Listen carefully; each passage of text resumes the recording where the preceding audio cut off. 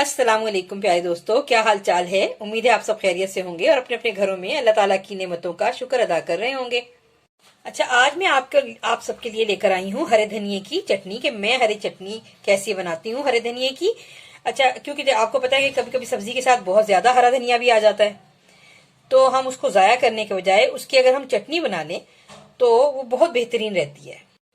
हरे धनिया की चटनी एक तो टेस्टी बहुत होती है। लोगों को अगर बहुत ज्यादा ब्लड प्रेशर हो और कोलेस्ट्रॉल भी बहुत बढ़ा हुआ हो तो अक्सर डॉक्टर लोग भी कहते हैं कि आप जो है मिर्च वो ना खाएं, ज्यादा तेज मिर्च ना खाएं और कंट्रोल करें, ऑयल ना खाएं, घी ना खाएं। तो ये हरे धनिया की चटनी एक वाहिद ऐसी चीज है जिससे बहुत ही आराम के साथ हम अपनी रोटी को भी खा सकते हैं।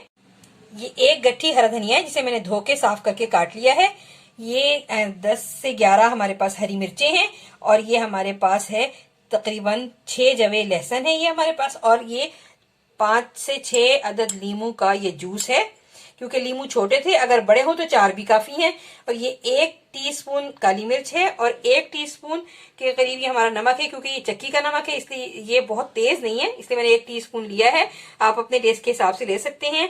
और ये 1 टीस्पून हमारे पास जीरा है और 2 टमाटर हैं जो हम काट के इसमें डालेंगे। तो चले फिर मैं इन सबको ग्राइंड करके आपको दिखाती हूँ। देखते हैं ये कितनी बेहतरीन चटनी बनी है। क्योंकि हरा धनिया बहुत ज्यादा था तो उसके हिसाब से मैंने तमाम चीजें ली हैं। और ये देखें कितनी प्यारी चटनी बनी है। अब ये चटनी ये चटनी जो है ये एक टाइम में तो इतनी ज्यादा इस्तेमाल नहीं होती, तो हम क्या करते हैं कि जब जितनी चटनी हमने इस्तेमाल करनी है उतनी हम लेंगे और बाकी चटनी को हम क्यूब शक्ल में डाल के, ये इसमें आपको पता है हर घर में होती है ये आइस क्यूब ट्रे होती है, हम इसमें डाल के हम इसको फ्रीज कर लेंगे। मैं इसे आइस क्यूब में डालकर रख लेती हूँ, फ्रीज कर लेती हूँ और फिर जरूरत पड़ने पर मैं इसे इस्तेमाल करती हूँ।